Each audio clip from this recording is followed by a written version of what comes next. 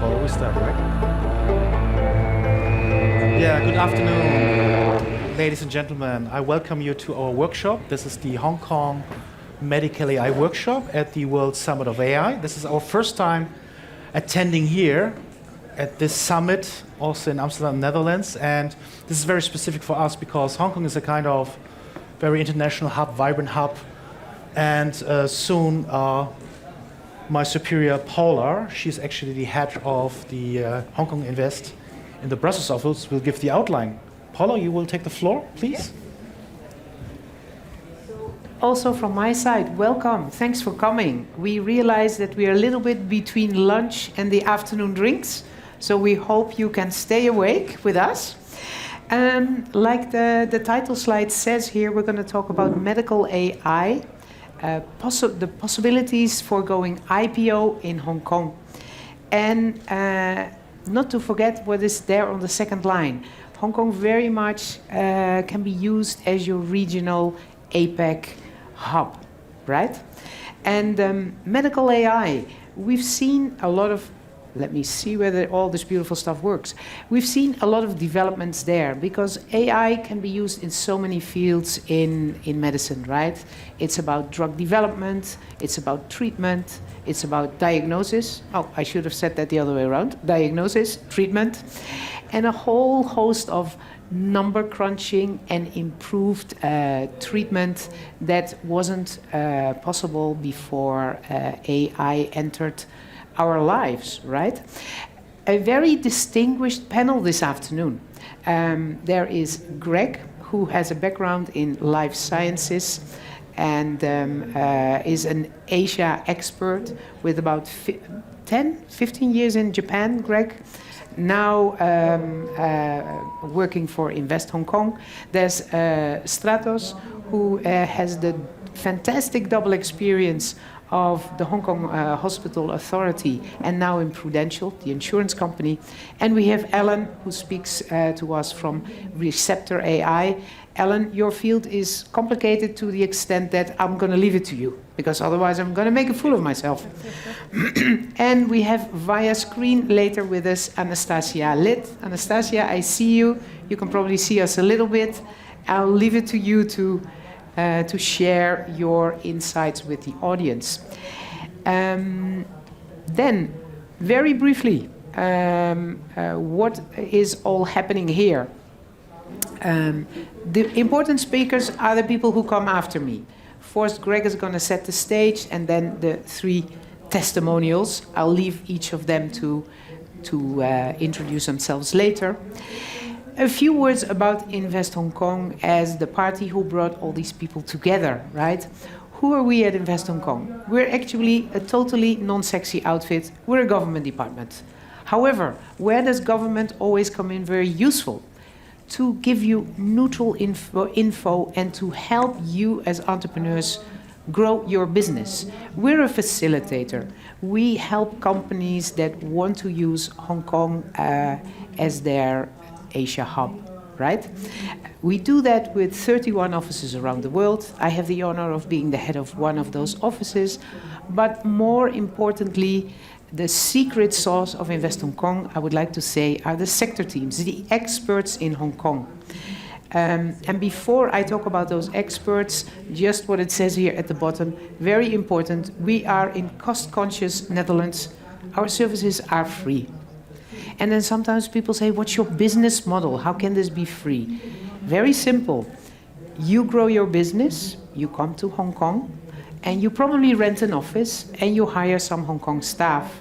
And also with your knowledge, you enrich, you improve the Hong Kong economic landscape, right? So that's the business model, quite simple, really. And those sector teams, I have circled here the ones that are relevant for today, but basically with the sector teams, we cover all economic activities.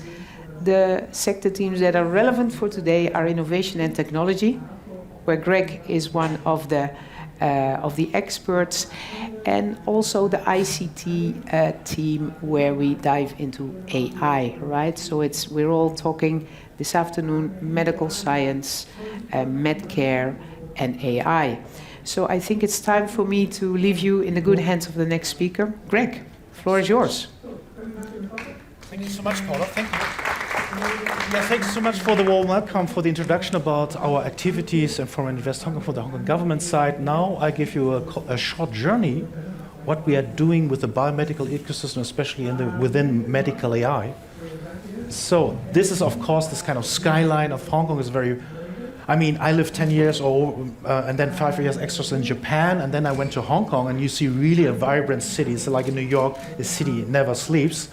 And it's always normally mentioned like a logistic hub or financial hub, but now it's also very proliferating the INT sectors, means innovation technology, and we invite biotech companies, AI companies, robotic companies to place in Hong Kong. So now I tell you this in brief because already Paula mentioned this. I belong to the innovation technology sector team, and if you have questions and you have questions about Hong Kong, the market in China and Asia, please reach out to me.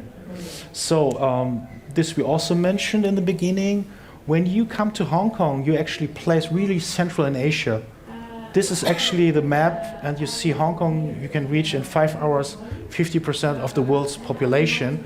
And this is maybe also strategic-wise very good opportunity to reach, for example, not only mainland China, also Japan, South Korea, etc. So landing in Hong Kong means also to reach out for the other markets. So medical AI.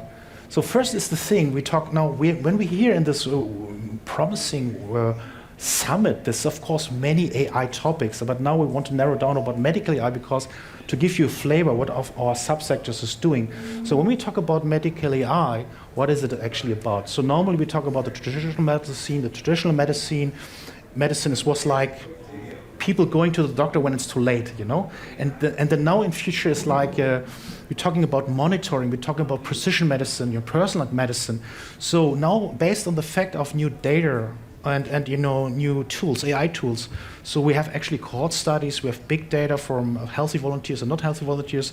We can actually make a better prediction. And why is it very important?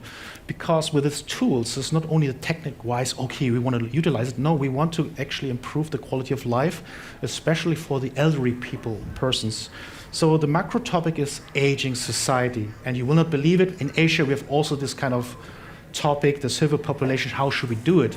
It's not about that they should become 200 years old, but we want the quality of life in the last years.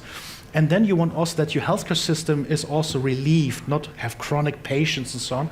So therefore, we have many technology innovation steps here, as you can see in the presentation. This will help us to invite more AI tools, bridging the topic of the normal medicine to medical AI proliferation.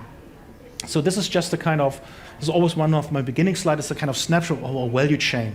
So why I show this is, you know, companies are involved in basic research or preclinical or clinical trials or making products. And this I show like a value chain.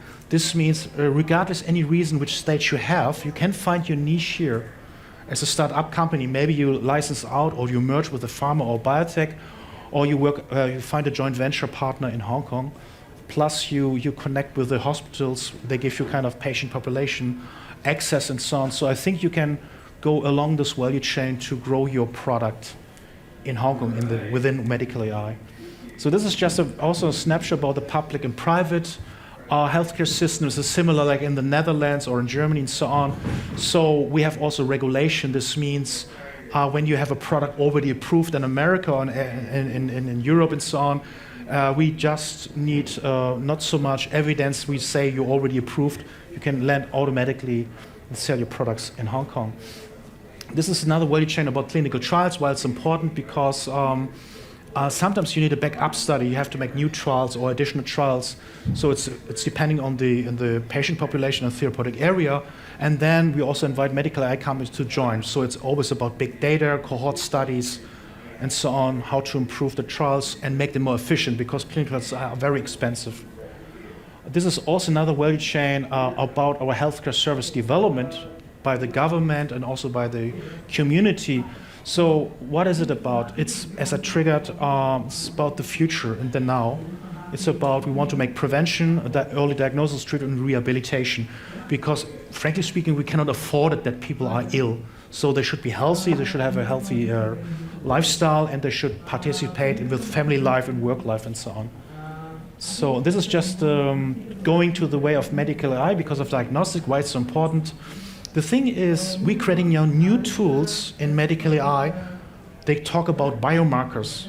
So you can actually create a kind of new approach how to detect Parkinson, Alzheimer's disease in the earlier phase, or eye diseases. For example, you have glaucoma and AMD, and when you find out about this thing too late, you cannot make an intervention. So we want that you have an early detection of what you have, and you can have an early treatment for your disease. And therefore, diagnostics are more and more important. This is about the AI for drug discovery. Later, Alan will give a nice picture about the strong activity between of drug discovery and drug development. So clinical trials, the development is always expensive, millions. And then you're starting also with animal tests, which I don't like. You have animal tests, human tests, and so on. So with this kind of future tools, the companies can help actually to speed up the development of drug discovery development. This we hear later from Alan in detail. This is just to mention, his competitor is in Silicon Medicine, also doing well in Hong Kong. They came from America and placed their headquarters now in Hong Kong. Yes, so genomic projects, I think you have similar in Europe, so you have this kind of cohort studies about the people, and actually you have to utilize this to make new tools and new medicines for your community. Fundraising capital. So always we have to ask how we fund this, how we pay this, and you will not believe it. The last speaker today is Anastasia Lit, and she's from Deep Knowledge Group, and they make really the best reports in the world on medical AI. And I utilize their reports to understand who's actually paying for that. And when you see the drug discovery, for example, some pharma like AstraZeneca, Pfizer, Novartis, Takeda, Merck and Johnson are very strong involved, and they cannot do it by themselves. We always believe pharma are so great, they can do everything. No, they can't. So they go to the slush event, Web Summit, whatever event to scout for new tools, and they pay for that. And one of the strongest payers are actually from China, so especially pharma like Wuxi Uptech and so on, Fosun and so on are involved in that. So I think we can imagine a big push in the next years to proliferate some medical AI tools in the drug discovery and drug development area. So Hong Kong is actually a kind of financial hub. We are actually the third biggest financial hub after New York and London. And now we created a kind of new tool with the Hong Kong Exchange. It's called the Chapter 18A. It's going pre-revenue IPO. And this means we also measure the science. With this, it's not so bureaucratic. You can easier go IPO in Hong Kong to raise money for your clinical trials. It's often like 30 million and more, and often the companies they raise with IPO like 300 million or 500 million. So this is a very nice tool for us. They established this for several years, and we can feel it now because we get now the push and pull effect from Maine and China. This is an example from the Hong Kong Exchange with a chapter, and there's a company TigerMed. They went really big IPO there, and cherry on top. When we talk about startups, normally they don't raise so much money. And there's a new tool. And maybe in the room people know about the SPAC. SPAC, Special Purpose Acquisition Company? It's like a vehicle company. So you get a kind of pathway to go SPAC IPO. And this company, Prenetics, a medical device company for PCR test, it's like a startup, went SPAC IPO for $1.7 billion in Hong Kong. That's amazing. So yeah, but we have to see, we have to see what happened, so yeah. Yes, this is Hong Kong Exchange. We recently had the Biotech Summit, and I invited, I'm not kidding, I should not talk about this, but I invited the CEO of BioNTech, the vaccine company, being keynote speaker. I'm very proud of that. And they have interest because of infectious disease in Hong Kong and Asia. Greater Bay Area, Paula already triggered this. Greater Bay Area is actually with us a kind of macro plan, a macro region with over 70 million population. So talking to Hong Kong means also reaching out to Shenzhen, Macau, etc. and so on. And it's also a kind of pool of talents. So, and market opportunity. And this is the Science Park. It's a kind of, I call it like a city of city, a place with over 1,500 tech companies. There's incubators, accelerators, the funding. When you have interest in medical AI or biomedical projects, we have an incubation fund called IncuBio, where you get 670,000 euro non-dilutive. You don't have to pay back. You just have to pass the test. And this is a milestones plan, money plan for 3 years If you have questions to that, ask me, I can give you the information. And this is a kind of accelerators for AI companies, all kinds of AI activities. And in China, we say, why not do it bigger? So you saw the Hong Kong Science Park, and now we teamed up with Shenzhen, and then we call it the Hong Kong Shenzhen Innovation Technology Park. And of course, size matters, all is bigger, and all the fields like healthcare, big data, robotics, and so on are involved. And this means landing in Hong Kong means also landing in Greater Bay Area. Summary is, we can help you, like Paula said, regardless that you're a startup, scale-up, or multinational. We give you information about network, regulation, key opinion leaders, stakeholders, investors. And this is my summary. This is our value chain in medical AI, and you're centered in Asia. Now, if you want to hear more about medical in Hong Kong, I would like to introduce my next speakers with Stratos and Alan afterwards. Thank you very much for your attention. Thank you. Thanks. Okay, can we load the slides? Or it's already loaded? Okay.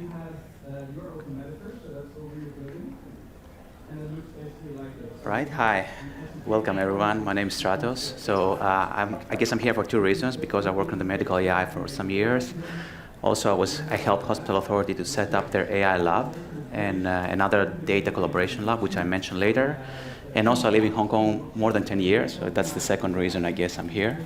So I'll talk about more applications in Hong Kong, right? I think we're doing great in medical AI in Hong Kong. I'll explain the reasons why this happens. So I'll talk about, funny-wise, these are also my previous jobs. So actually that's why I have the chance to talk about this, because medical data can be related, to diagnostics, can be related, for example, to operations in hospital, can be related to insurance companies. So that's why this is how I build also my work. Okay, I'll get this slide because I love these slides, like the atlas of medical data. It includes all kinds of data. We know people work in the field know how complicated is that and how many things you can do by using different kinds of data. But why is cool this in Hong Kong, right? So Hospital Authority is a unique case, right? I'm not sure if anywhere in the world there's like 40 public hospitals all connected together and actually serving 8 million people with diverse background. For data scientists, you know that it's very important to have like diverse background and who has a good diversity in that. And also you can see the numbers, and they digitize the data for more than 20 years. So I think this is a very unique, and I would say a heaven for data scientists, right? And what is even cooler is all is centralized. You don't have to go hospital by hospital and ask that, all right? So the government says they have initiative in 2018 and say, for example, how we can leverage this data of open data, right? What can we do about it, right? So Hospital Authority has worked on two projects. The first one is what we call the Data Collaboration Lab that opens 10 years of all kinds of data for universities to do research. Basically apply every year, new cohort, they go in, professors, and they write a lot of research by using this data, right? And I'll have the catalog later. So this is actually typical research on medical data. And the other one, the labs, what we call the AI lab, is what we call applied research. So basically how can you use this data to do solutions to help the hospitals, all right? So these are the two projects that AHA has leveraged the data. And here is like the catalog of all the data that has been launched during that time, right? So as you can see, it's all from medication data, like clinical notes, medical imaging, radiology reports, any kind of data that anybody would like to work with. And of course, we got like some publicity, from the Global Digital Health and NHS, so they mentioned the lab, so it got some international, headlights actually. And here I have like some applications that be used in the hospital, right? So you can see AI imaging is very strong. Actually, there is some other application for hepatitis, AI detection, instrument counting for surgery. Some actually other areas of the work is rehabilitation and patient fall detection. So as you can see, some of them are actually diagnostics, some of them are operations.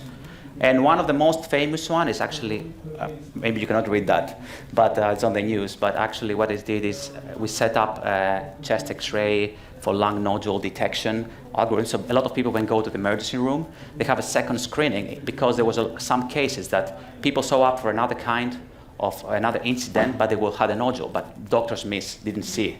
So they want an extra layer, extra screening. So when they show up, to catch it and make sure they have like early detection of all this kind of lung cancer, right? So, but actually also HA has worked a lot of COVID. And during COVID, we tried to do a lot of triaging application when we had a limited bed. So we tried to analyze the medical data from the patients and try to make sure that which ones would be stable for the next days, so we can use them for let them get out of the hospital, or some others that they are deteriorating, keep them inside the hospital. Then we can do a better management for the beds. So these are different applications. You can use medical data that actually has been applied. And of course, we did a lot of internships, and actually we did a lot of clinical AI challenges together with the community. So I think it's pretty cool. So that would kind of like summarize a little bit the hospital, the Hong Kong Hospital Authority applications. But of course, if somebody's interested, please come back later and I will let you know more information about these applications, right? So I will move a little bit more healthcare and insurance companies. So as you can see, there was a study actually quite some time ago that shows that 80% of Hong Kongers are interested to use AI technology for health management. So Prudential actually has leveraged this opportunity to launch a lot of healthcare applications to engage the customers, to engage our customers. And one of the, I'm pretty sure you're familiar with Babylon. I mean, it comes from UK, so they had a good collaboration. We still have an excellent collaboration to leverage their applications, which are about health check and symptom checker. People that you're familiar with that, it's an NLP application based on the questions and some graphs that they created. They try to come together, understand if you're susceptible to some kind of disease in the future, or you have a 360 assessment of your body. So based on simple question answering, right? So this is really cool. Has been launched in Pulse, which Pulse is actually our main ecosystem for Prudential that hosts all these applications, healthcare applications, including AI.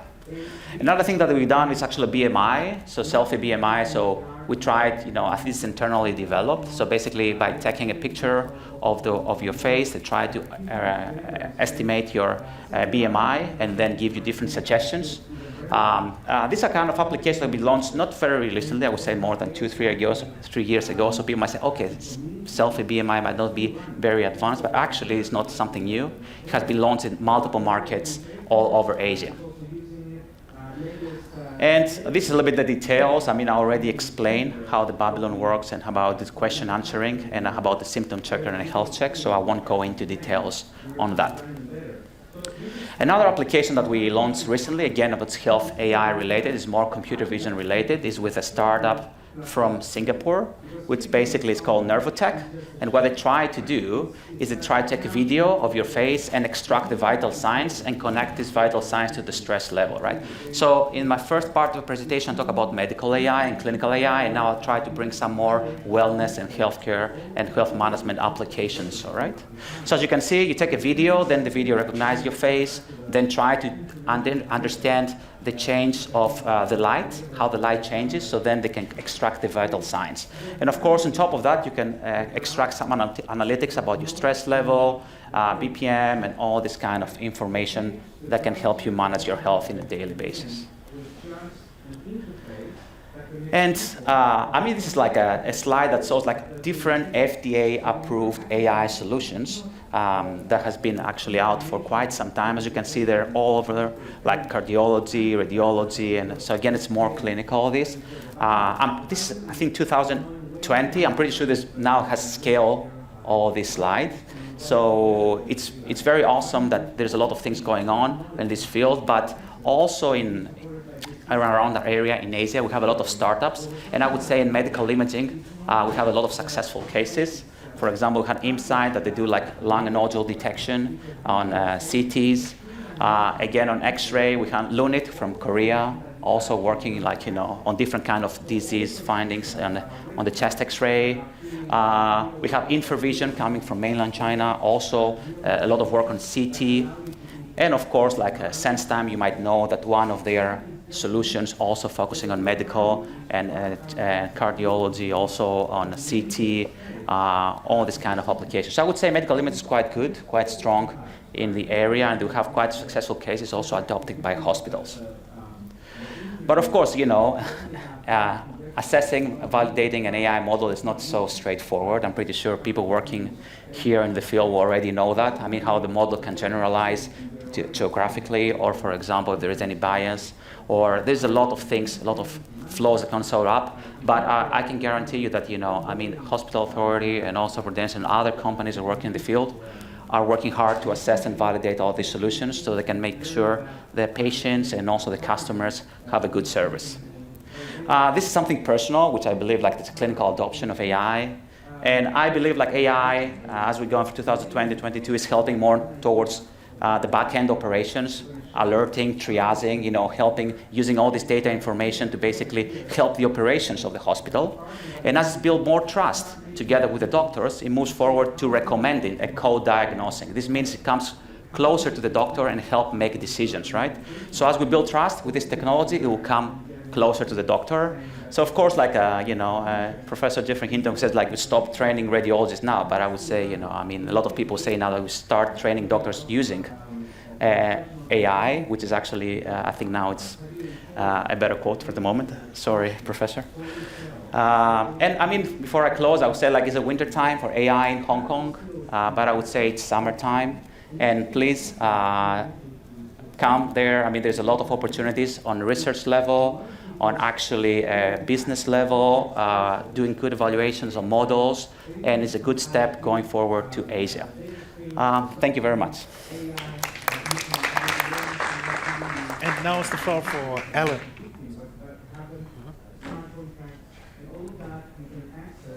Hello, ladies and gentlemen. Thank you for Hong Kong Invest and Gregory for introducing us. It's a pleasure for me. Today I would like to demonstrate how exactly we apply artificial intelligence to discover novel drugs. Receptor AI is a company of experienced AI engineers, computational biologists and chemists who developed next generation AI platform to help pharma and biotech design novel drugs with higher parameters of safety and efficacy. A little bit about drug discovery markets and problem. To develop one successful drug and bring it to market, pharma companies spend more than $1 billion. This process takes more than 10 years and success rate is only 4%. And for example, each year in US approving more than 50 drugs, in Asia and China approving more than 58 drugs, and in Europe approximately 40 drugs. And accordingly, such a funds allocated to develop these drugs, like US more than $55 billion, Asia and China $50 billion, and Europe $40 billion. And this number shows that Asia and China is a very interesting market for drug discovery and pharmaceutical industry. Also interesting correlation between developing novel drugs and size of the companies. And more than 63% of novel drugs developed by small, medium enterprise pharma. It means that a lot of new companies comes into the market, and only 37% of novel drugs developed by big pharma, and this number are reducing. Okay, a little bit about drug discovery and biology from organism to molecules. Human body is made up of organs and tissues. Organs and tissues are made up of cells. It is very complex machineries that consist different internal organs and billions of processes. And all the processes regulated by proteins. And proteins are responsible for such functions as transporting different signaling, structural components, and digestive functions. And each human cell produces more than 20,000 unique proteins. And all the proteins are related to some of the biological mechanisms, and proteins are regulated by small molecules. Small molecules are produced by our body internally. It is natural small molecules, and also it's possible to regulate proteins by activating or deactivating them using artificial molecules. And our company Receptor AI using AI to design novel small molecule drugs to manipulate and regulate different complex biological mechanisms and treat diseases. And more than 95% of all existed drugs are small molecules. Receptor AI provides fully automated AI platform, and our solutions are accessible in two modes. First, it is a SaaS platform and also custom R&D services. What is this SaaS platform? It is a fully automated platform that covers the main drug discovery stages. It is drug design, drug synthesis, drug biological quality assessment, and analysis. And we have equipped this platform with the help of user-friendly interface, and this platform allows to design drugs using a few clicks, and you will get successful drugs. Also, we provide custom services, and we have a much wider set of AI tools to complete any complexity drug discovery projects. A little bit about our drug discovery pipeline and how we interact with customers. The typical customer of our company, it is head of R&D department from biotech or pharma company. And they come to us with some of the protein of interest associated with some of the particular disease mechanism. And our platform fully computational. It is cloud platform deployed onto the AWS, and we use these proteins in digital way. It is a 3D structural representation of human proteins. And the first stage, we work with proteins and prepare this information. On the second stage, we work with small molecules, and we have aggregated more than 30 billion small molecules provided by chemical manufacturers. These are commercial molecules. You can order it, and they can synthesize in very efficient and fast time. Also, these molecules are represented in digital way, in 3D computational mode, and we process such a big databases, and system works like, please system find me the best molecules from this multi-billion space related to our protein target. On the third stage, we upload protein of interest. It is 3D structure of protein, and upload 30 billion molecules in 3D representation into the platform. Our platform integrates more than 40 AI models that works in parallel and can screen such a multi-billion spaces and find the best molecules related to your proteins that will activate or deactivate these proteins and in such way regulate disease mechanisms. You can imagine protein as a lock and small molecules is a key. And our main tasks find the best keys that will activate or deactivate this protein. And also there is another task. Our key should open only one lock because we have 20,000 of them. If we open other doors, we will have a lot of adverse effects. And that's why it's like a task of 3D representation of protein and molecule. After the system screens this database, we will get top 1,000 compounds that has best safety and efficacy parameters, and these compounds are ready to go to the experimental labs that integrated into the platform. Our partner will physically synthesize these molecules and then evaluate biological activity and quality of these molecules, and they can represent this experiment in real life. They will get real protein and real molecule and evaluate interaction in tube. In such way, they can approve some of the good molecules in this way. Such a process could be repeated iteratively until we get successful drug candidate. We have simplified and accelerated this process, and this process takes only 2 months in comparison with traditional methods that takes more than a year. And also we have reduced costs for more than 7 times to make it accessible for patients who needs organ needs in treatment to get drugs faster. Now I would like to show how exactly in a few clicks, for example, to design molecules against cancer. It's very simple. It works like Google search for novel drugs. The only thing you need to do is to select one of the protein of interest associated with your disease mechanism. For example, we select some of the protein for cancer. After that, you will see 3D representation of this protein to make sure that structure is correct and you can continue work. And this is the last stage that takes only 3 simple steps to design drugs. First stage, it is select molecule database from which we can screen molecules against our protein. On the second stage, we set filtering parameters, and the last stage, we should select properties, safety, of efficacy of desirable drugs, and then press button run, and that's all that you need to do to get drugs. And on the next stage, you will get 1,000 molecules, and using a radar chart, you can evaluate like efficiency and safety of your molecules.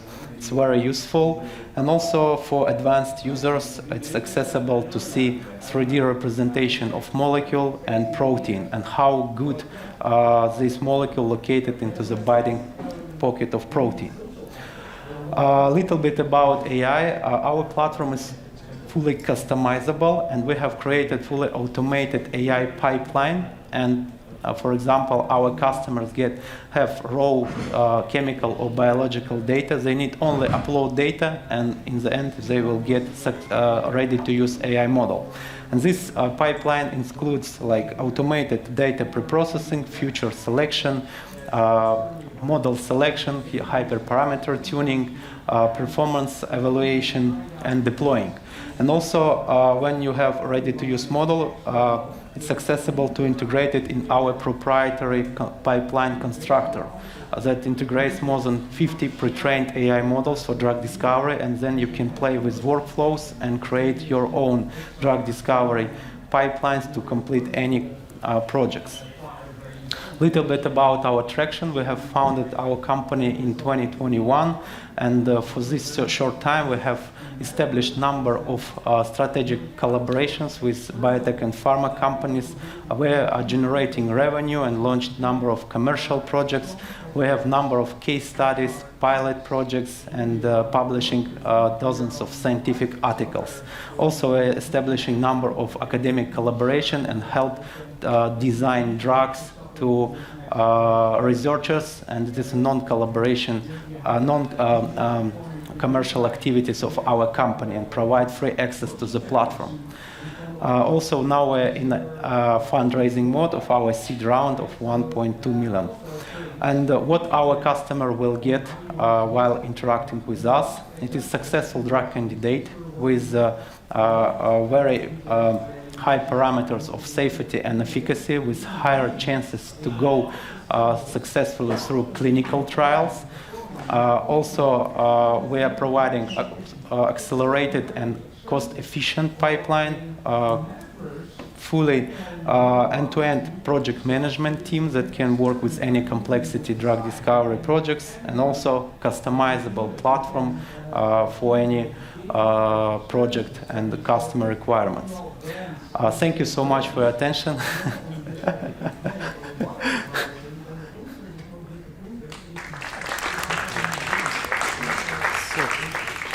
Thank you so much, Alan. So now we give the floor to Anastasia from the Deep Knowledge Group. This is the final talk. I am very delighted about this because you will give us an overlook of the world's landscape within medical AI. Can we have Anastasia now? There she is. Yes. Anastasia, please go ahead. Sure, thank you so much. So do you see my screen right now? Is everything fine? Okay. So thank you all for your attention and inviting me and having me. It's a pleasure to be with you and present this presentation. I would like to talk about the world's AI for drug development landscape with a focus on Hong Kong and Asia, which is prepared by Deep Pharma Intelligence. And on our website, Deep Pharma Tech, you can find open access AI for drug discovery landscape overview. We recently published the one for Q3 2022. Where you can find more than 60 pages about the industry and its in-depth insights. So our report covers 600 major AI companies and 1,200 investors. So here you can see that there are already more investors than AI companies because of the big interest and the emerging industries that we face here. So this slide, you can see the landscape in 2D format, and on our website you can find the 3D format. You can play with it and find all the industry players. So as Aman said in his presentation before, the major problem why AI for drug discovery industry exists is that there are two major problems in biotech and pharma industries, that it takes more than 10 years to bring the new drug on the market, and it takes more than $2.6 billion to develop this new drug, to spend money on R&D. And the AI for drug discovery helps to accelerate this drug discovery, helps to make it in a fast, rapid way, and increasingly decrease the spendings on R&D and make it profitable. Here you can see the geographical overview of these 600 companies. As for now, the United States is leading for the AI for drug discovery companies, while we can see that UK and European Union have decreased in their presence for the past year. And at the same time, we can say that there is increase in Asian region, and there is a big interest in Middle East. And considering the Asia, especially Hong Kong and China, are developing a lot, and we can say that the spending on AI and drug discovery in Hong Kong has increased recently. Here you can see the top 10 AI-driven public traded companies by market capitalization. The leading one is Apcelera, with capitalization around $3 billion. And most of these companies are incorporated in the United States and in the United Kingdom, while we have Everest Medicines, who are based in China. Regarding the 600 AI pharma companies by the stage, we can say that most of them, around 400 companies, are specializing in early drug development, while the others are specialized in data processing, clinical development, end-to-end drug development, preclinical development, and drug repurposing. Here you can see the map that is particularly focused on AI for drug development in Asia and Hong Kong. So here you can see that the tendency is the same, or even we can say that there are 70 companies compared to 200 investors. So there is such a big place for the companies to incorporate in the future, while most of the companies are specializing and everywhere on early drug development with the room for other subsectors. So regarding the distribution of AI pharma companies in Asia by total funding, we can see that on the top of this pyramid, there are less than 10 companies with funding more than 150 million, and the total funding in the middle is from 20 to 150, and there are some more companies with funding less than 20 million that are going to grow and accelerate in the future, and hope that we can see new SPACs and IPOs in the future in Hong Kong, and the new unicorns that will develop from these companies. Speaking of their disease area, most of the companies in the AI drug discovery industry specialize in oncology and immunology, as well as neurology and inflammation. And there are some wave of companies in gastrointestinal, orphan diseases, metabology, and cardiovascular diseases. So we are hopefully that with these companies we can beat all these diseases. Also, I would like to highlight the collaboration of Asian and Hong Kong companies with Big Pharma.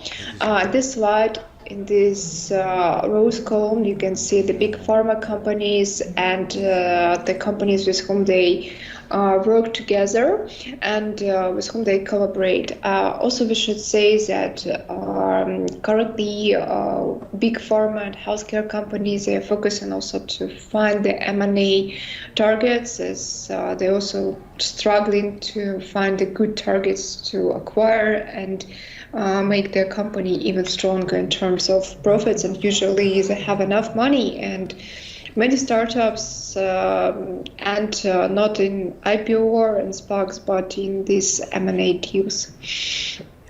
One of the notable cases in Hong Kong is Insilica Medicine company and their AI platform.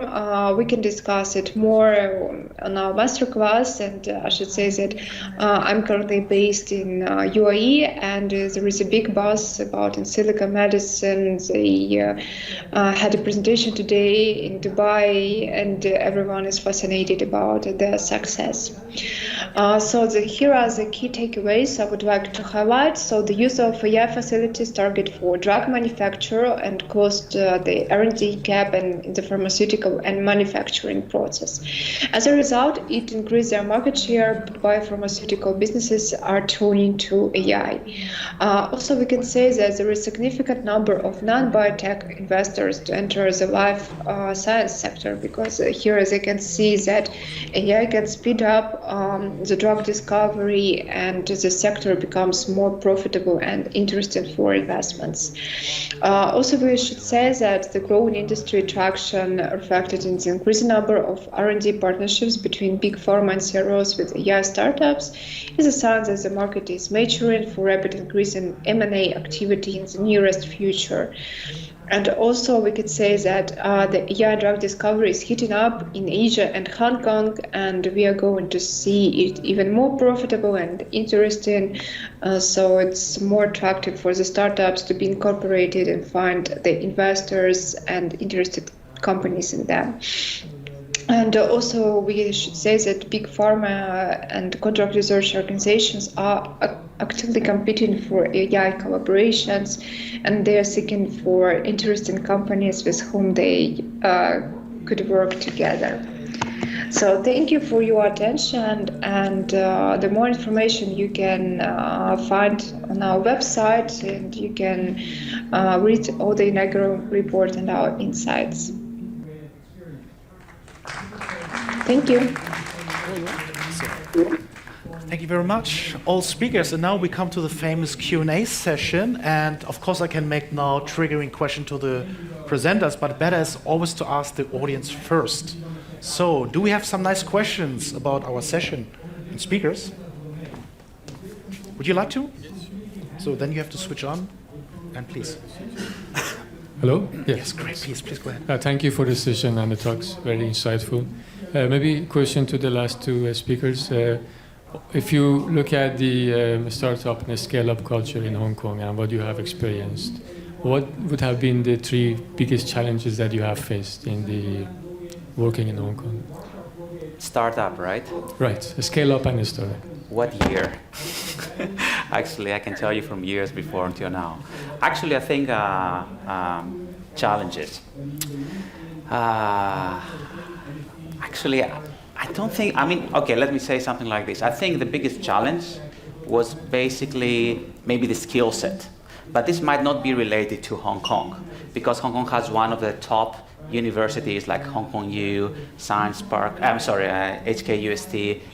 So there's a lot of good universities that a lot of talents coming from mainland China, they come to study there. But up to the skill set, because AI has grown pretty quickly, I think Hong Kong started a little bit slowly, but now it's already caught up. So I would say when you're in the first early days, there was a challenge to find talents, but now I think that's not the case. So I think now it's quite good, and it has catch up. And actually, I would say right now is the best time to come and join for many reasons. Of course, you asked me about the challenge, so I cannot talk about the good stuff. But yeah, if you ask me another question about the good, I will tell you. The challenge can be easing as well. Yeah. How about the culture-wise? I mean, I lived there 10 years. I guess that's a good proof that it's good enough, and I'm not planning to go. So. So we have the second. Pleasure. Hello, thanks for your talks. I have a question. It's more of a broader sense, and what are the things that are being done to mediate the problem that I think is there in healthcare, and at least in the application of AI in healthcare. So far, the examples you have made are, let's say, established problems or biomarkers that have been, found and are useful and good. But there's a lot more that we still haven't discovered, and this comes from research. So I'm a PhD student, and I work in research in a lab, and a lot of the funding comes from companies and so on. So I feel like there is no very good symbiosis between graduate students and in industry. So I wonder if there are some changes happening in these small use case scenarios in Hong Kong where, let's say the funding is a little bit more evenly distributed, where more PhD students and grad students can be, encouraged and to put a little bit more emphasis on what we don't know rather than the application of what we are currently using AI for. Maybe I can answer that. So I think when you talk about R&D activities, you talk about universities, also technology transfer and so on, but it's always like a chicken and egg game, what comes first. So I would say the pusher are actually the companies, maybe, can you switch it off, please? Thank you. So we had a company from London called Novi. They're working on the biomarker for detecting glaucoma and AMD in advance. So when it happens too late, then you can make the intervention and so on. So you have to create a kind of like a biomedical or biotechnology group, and then you have to make the AI group because it's based on data and so on. So I think they will make the proactive activities, and then it's learning by doing. And now when I mentioned, because the Hong Kong Exchange, they really push biotechnology. So we have not only the Hong Kong Exchange to inject money, but also stakeholders. So I think the universities will not do it, not the technology transfer thing. I think you have to look, for example, utilize Anastasia, the medical AI report. I found there are 180 very promising medical AI companies, and look a little bit where they are. Doesn't matter if they're in Hong Kong or not. So reach out to them, talk to the CEOs, talk to the managers, and sooner or later they will come to Hong Kong. Then we invite you directly to join us. Thank you. That the government's also aligned. It's not just the biggest. Switch on the microphone. Yeah. Because- Can you hear me now? Yeah, it's about startups. It's about the university research, because you're PhD, right? Yeah. So my question is more like how do we keep PhD students or postdocs that have a very, very low income encouraged to do a lot of research, and also spend a lot of time of their lives. And then there's companies that, of course, they focus on a specific topic, but I feel the distance between industry and research can be very, very wide, but also the industry depends on research and so on. So I was wondering, since you're involved in this very specific case, is there anything being done to improve this? Actually, and there's a number of very good, strong medical and AI research groups in the universities in Hong Kong. I can guarantee you nobody is lacking money. All right, so they all get super funded. They get a lot of collaborations working with mainland China or with the hospitals. Even the examples I mentioned before, the hospital authority, they come in, they apply for the data lab, and then they do some proof of concept, and they apply for funding. They will get it, I guarantee you, in no time. So you will never run out of money. I'm confident telling you that. So if you want to work as a postdoc later, come actually there, and I'm pretty sure there will be huge opportunities for you, and I wouldn't worry about the funding on that. Thank you so much. now I go to the first. So, yes, please go ahead. I got a question towards Receptor AI. To close the loop a little bit to the talk yesterday from DeepMind, AlphaFold 2, lots of structures. You posted one of the issues you have, lack of structures. Did you actually try to stick in a AlphaFold 2 generated protein to come up with a small molecule target that ended up in the lab and proved to be successful? Like maybe even to what's clinical trials phase 2 you could be not by now, I guess? Thank you for your question. 1, 2, 3. Yeah, thank you for interesting question. Yeah, we particularly using AlphaFold into our platform, and when we don't have known structure, we're using AlphaFold to predict the structure of proteins. And AlphaFold is not an ideal solution for all of the tasks, because AlphaFold in a lot of time predicts some bullshit, and in such way we apply several algorithms that evaluate quality. Also we use manual curation of each proteins to make sure that all the structure are high quality. Also when customer comes to us, we using a lot of tools, not only AlphaFolds, also we use homology modeling. It is like a prediction of and building 3D structures based on the sequence amino acids, and that's why we use several holistic approaches to make sure that proteins are high quality, because if there is some mistakes in structure, all the process would be mistaken, and we will spend a lot of money and time to improve it and change.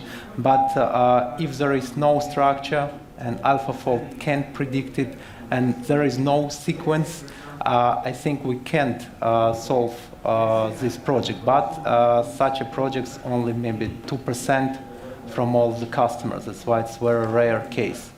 But it's happened. In most cases, it is when we work with animal proteins, because human proteins are quite good known, but animal proteins sometimes don't have amino sequence and protein structure even. And for AlphaFold, it's crucial to have amino acid sequence to generate structure. Yes. Thank you very much. Thank you. We want to make an announcement because we want to share our slides to everyone in the room, but I think Paula will do the talk. Well, just a very quick announcement. Those who would like to receive the presentations, we're very happy to share. Give us your data, right? Because since nobody had to sign up for this, we cannot just send it to you. We're happy to share, but then give us a card or any way that we can contact you, right? Just to know. Further questions? One question the gentleman raised, because you had already the honor, but I come back to you. Thank you. Thanks a lot for this panel. It was very interesting. And I'm the co-founder of a startup which is called Synthesia. And we consider Hong Kong as being a very interesting environment for AI medical startup. But the thing is that Hong Kong is one of the most expensive cities on earth. So you were saying that cities don't, that PhD students, for example, wouldn't lack of money. So how would you, could you expand on this for early stage startup? How could you survive in an environment like Hong Kong without huge funding?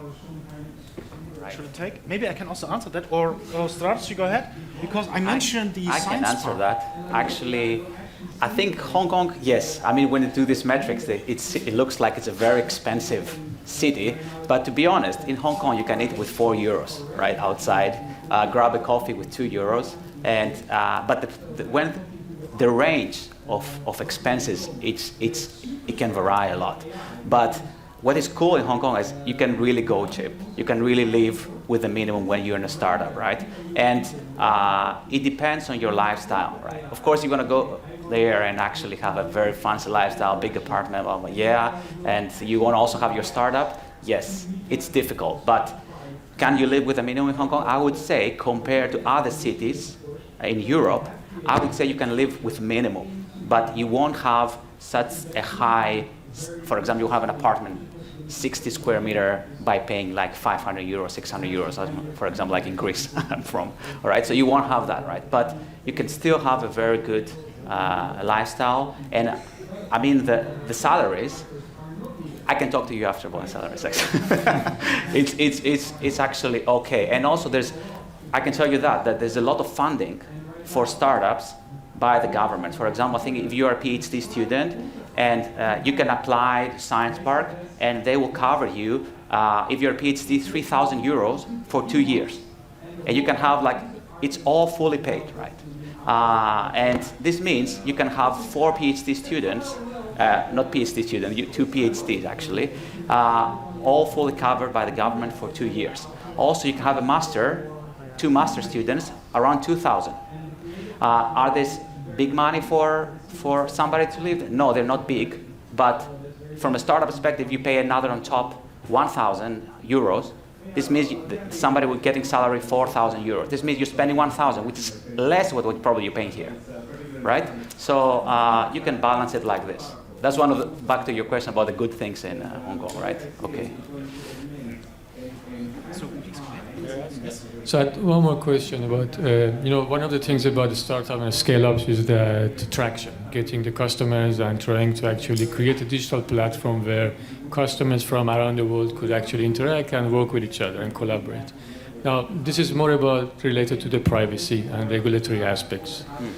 Beside all the tensions that are going on recently, if you look at the GDPR, privacy, HIPAA, and beside that, all the regulatory aspects that come with life science, and recently the Artificial Intelligence Act from the European Union, if you look at digital solutions that the scale-ups will introduce in Hong Kong, how would that, from the privacy and the security and the regulatory aspect, work with customers which actually work all around the world?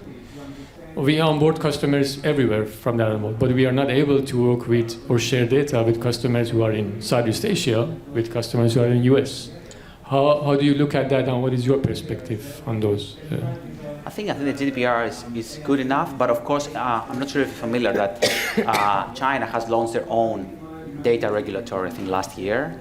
So I think you want to check also this when you're coming there. It doesn't mean it's applied there 100%, but you want to know what's going on in the region because you're scaling. I guess if you're coming to Hong Kong, I guess your thought is to scale in mainland China, right? So then you need to check about the data regulation that has been launched last year and see how they approach different types of data. I think they have different regulations for financial data, medical data, blah, blah, blah. So you need to check about the medical one and see how it's affected. I cannot elaborate more on this, but yeah, that will be my suggestion. Thank you very much. Further questions, comments, complaints, jokes? I think it's good enough. Okay, so I think we are now at the end of our session, but please exchange the name cards with us if you have interest in our outlines, and then we will send it to you right away. Thank you very much for today. Thank you. Thank you.